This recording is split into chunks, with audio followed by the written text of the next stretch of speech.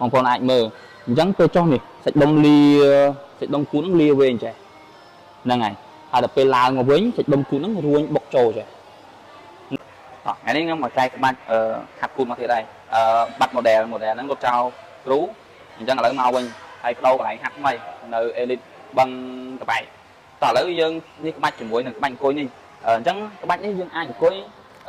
រៀងខ្ពស់ជាងនឹងបន្តិចក៏បានសម្រាប់ពេលដែលយើងលេងគីឡូប៉ុន្តែឥឡូវខ្ញុំអត់ទាន់ឲ្យគាត់លេងគីឡូទេអញ្ចឹងអាចអង្គុយប៉ុណ្្នឹងបានហើយមានខ្សែនេះខ្ញុំ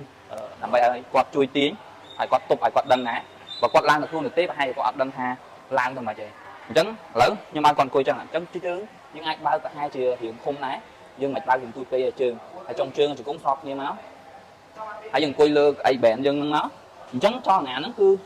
ជើងជង្គង់អីគឺយើងអត់កម្រើកទេគូតក៏អត់កម្រើកដែរគូតអង្គុយនៅជាប់ចឹងមិនមែនពេលតែធ្វើហូលចុះហូលឡើងទេហើយខ្លួនដងខ្លួនក៏អញ្ចឹងដែរប្រឹងតែជាប់ប្រឹងតែជាប់អញ្ចឹងបាច់នេះខ្ញុំមិនដឹងថាអ្នកខ្លះគាត់ធ្លាប់លេងអត់ទេអញ្ចឹងខ្ញុំ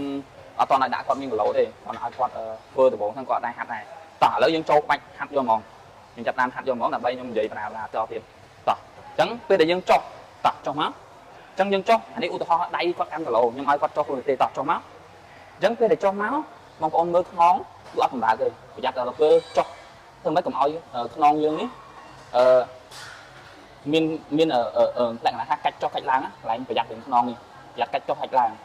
អញ្ចឹងយើងប្រឹងនៅជាប់ខ្នងហ្នឹងប្រឹងពោះប្រឹងខហើយអ្វីដែលសំខាន់គឺយើងធ្លាប់ខុសទៅលើគូទេមានន័យថាពេលចុះយើងប្រឹងសាច់ដុំគូយើងនេះទប់ខ្លួនយើង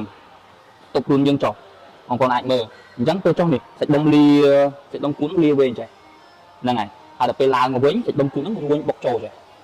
ហ្នឹងហើយអញ្ចឹងយើង focus សំខាន់គឺលើតាគូទេសាច់ដុំដែលកម្រើកក៏ផ្លូវជើងយើងខ្នងយើងអីគឺយើងទប់នៅនឹងទាំងអស់អ្វីដែល work ដែលធ្វើការហាត់គឺយកតាគូទេយើង focus តាគូទេប្រយ័ត្នមែនតើគឺចង្កេះ